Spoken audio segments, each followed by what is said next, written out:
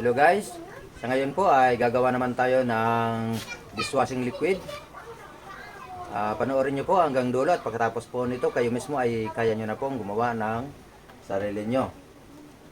Bale, ito lang po yung mga materyales na gagamitin natin. Bale, ito po ay in-order ko lang po sa Shopee. Bale, i-search lang po ninyo sa Shopee yung dishwashing liquid kit. At mamili po kayo doon ng kung ilang litro ang gusto ninyong gawin. Napakaraming brand din po. Iba't ibang brand. Iba't ibang dami. Depende po sa inyo kung alin ang order ninyo. Bale, dishwashing liquid kit. Bale, ito pong in-order ko ay nasa 18 liters na tubig ang kailangan nito. So bago po mag-umpisa ay kailangan nakahanda na rin po yung paglalagyan na dapat kumasya po yung 18 liters na tubig. Siyempre po yung panghalo naka-ready na rin. At ito po yung mga tubig natin naka-ready na rin, 18 liters. At itong bawat isa po nito ay mayroon namang pangalan kaya hindi po kayo magkakamali. May mga pangalan po ang bawat isa nito at nandito naman po yung instruction. Kumbaga sunod-sunod po na instruction dito. Yan lang po ang susundin. Tagalog naman po ang nakalagay ang kasulat po dito sa instruction. Kaya napakadali namang sundin. So ayan po, umpisa na natin ang paggagawa. Bali ang nakasulat po dito, mag-ready ng panghalo at balde, siguraduhin kasya ang mixture. Ilagay ang SLAS at kalahati ng salt. Ito. Tingnan lang. Tiling. So ayan po, ito ang una na sinasabi dito na ilagay na una. SLAS. So, yan po muna ang ilalagay natin. Bubuksan po natin ito. Ito po yung sinasabi ng instruction. Dahil na. Huwag may mixture ng iba.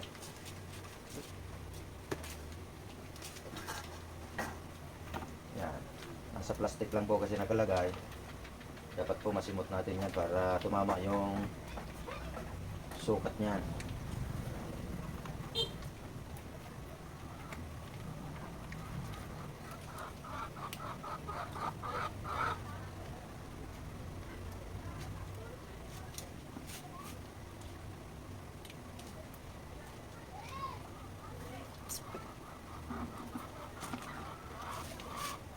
So ayan po, nilagay na natin yung SLAS nakalagay dito sa instruction at kalahati ng salt. At itabi muna ang natitirang kalahati ng salt. So ayan po yung nakasulat ditong instruction. So ito po yung salt. Ayan po yung salt. Sinasabi sa instruction na kalahati lang dito ang ilagay. So ayan, estimate lang, kalahati.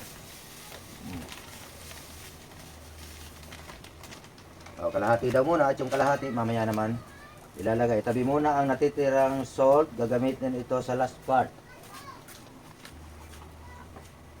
Pagkatapos, dilutin ito at ilagay ang CDEA degreaser. Haluin daw muna.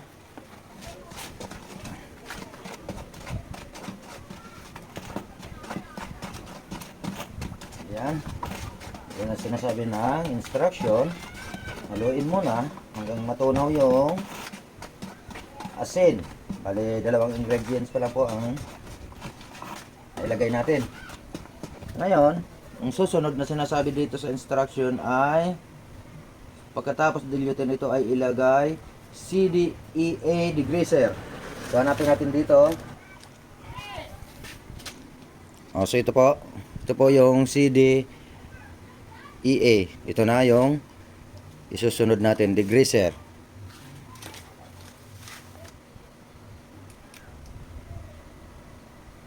So, yan ang susunod natin.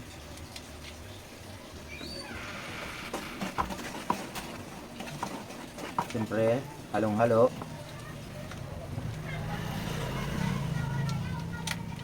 Kung may tagahalo, mas maganda habang binubuhos po. At at tinahalo, mas maganda po yun kasi talaga. Pero okay naman po kahit wala kasi pag hinalo mo naman po ng todo yan, mahalo pa rin yan. So yun, bala ang nilagay natin ay CDEA degreaser. Ito po yung ingredients ng mga pangtanggal ng mga mantika o grasa. Kung magtrabaho man ng may grasa, pag inugasan mo nito ay matatanggal yung grasa dahil dyan po sa degreaser na yan. Ngayon, mahalo na natin.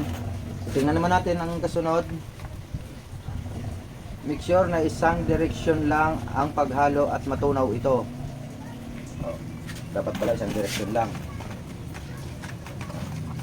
Ganun pala.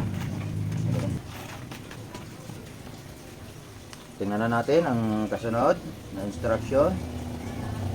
Pagkatapos ma-dilute, ilagay ang tubig na 18 liters at haluin ito ng 15 minutes at dahan-dahan hanggang matunaw ang SLES. Haluin lang ng dahan-dahan. So bali ilalagay na natin ngayon yung tubig.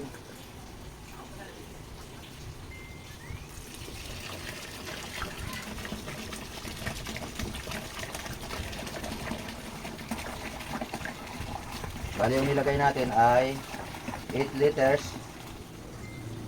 Tapos isa pa 8 liters, 16 liters na.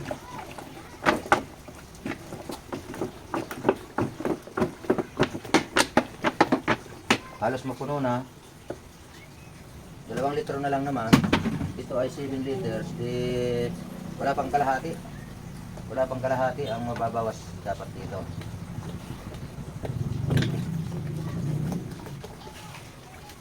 Ayan, wala pang kalahati. 2 liters. Bali 18 liters. Ngayon, haluin natin ito ng 15 minutes. Dahan-dahan. Nasabi dyan na dahan-dahan ang paghalo.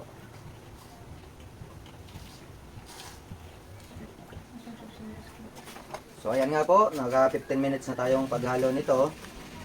Bali ang susunod na ilalagay dito ay isunod ilagay ang EDTA foam booster with moisturizer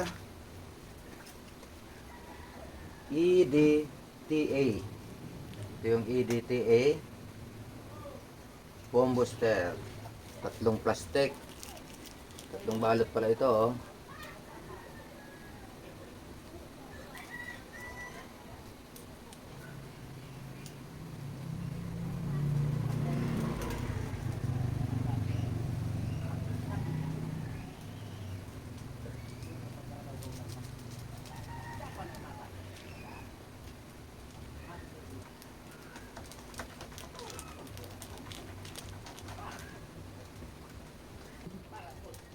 Ilayas ka din. Ayan. 3 balot. Ito na pala yung pinakang pangkulay.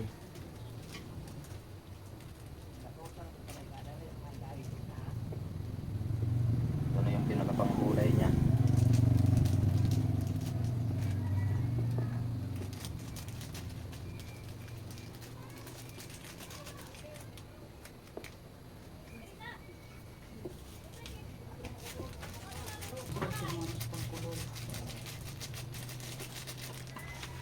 Bali 3 plastic preservative.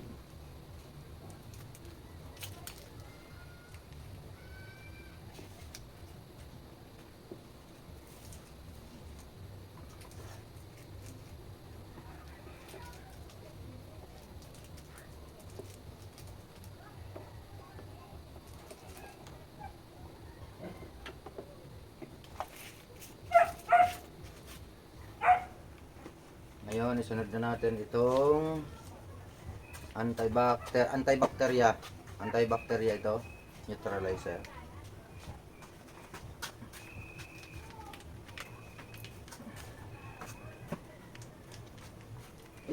Liquid pala. Liquid pala ito.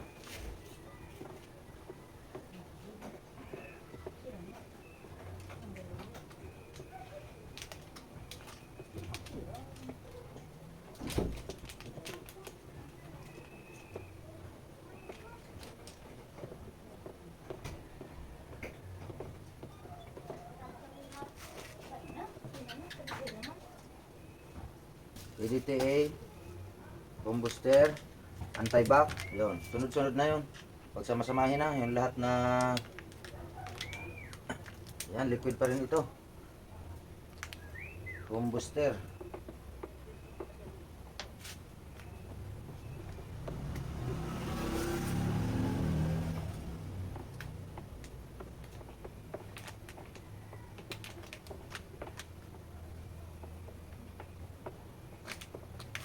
Sama-samahin na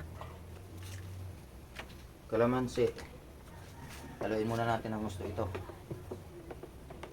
Haluin muna ito ng husto. Kapag naramdaman na natin na wala na itong maligas-gas, unti-unti nang ilagay ang ayan, ilagay na rin natin itong pinakang flavor niya, ng kalamansi. Ayan. Ito na yung kalamansi flavor.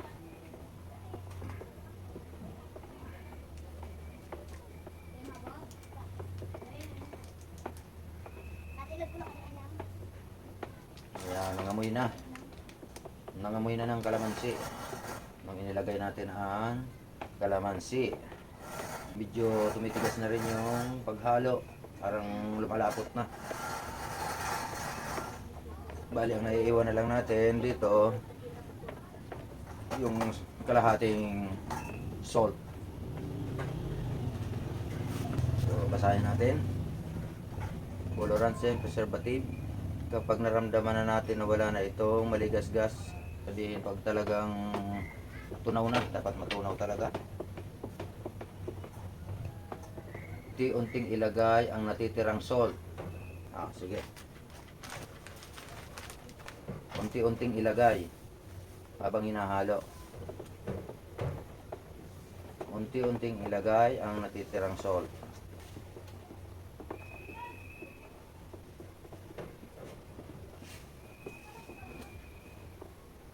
Maganda na.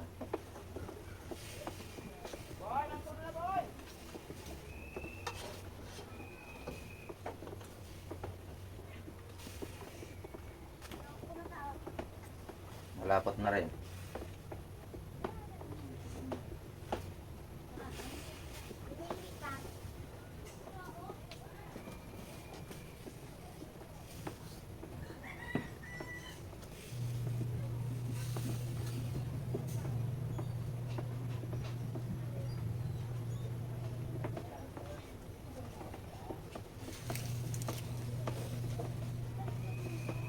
Malapot. Malapot na.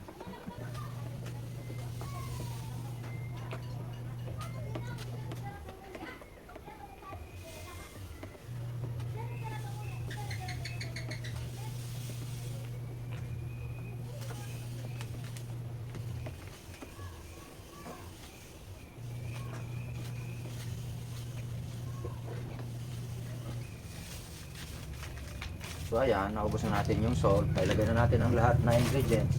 Siyempre ang kailangan, haluin pa natin ang haluin hanggang sa siguradong matunaw yung lahat na ingredients na nilagay natin. Medyo mahirap-hirap ng pag halo. Ngayon, kasi malapot na ito.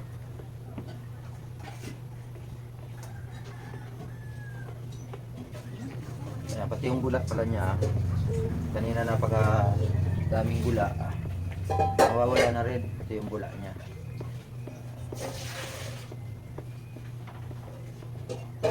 Kagula ito pag ginagamit na. Yun o, malapot na, hindi na rin halos makagalaw. So ayan nga po, pag sa palagay natin ay halong-halo na, ang sinasabi dito sa instruction ay haluin maigi pagkatapos i-rest ito ng 24 hours, 24 oras at takpan ito.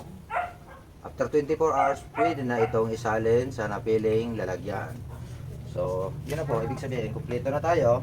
Pag nahalo ng maigi ito, takpan lang. At sa loob ng 24 hours ito pwedeng gamitin. So bukas, kinabukasan na, 24 hours.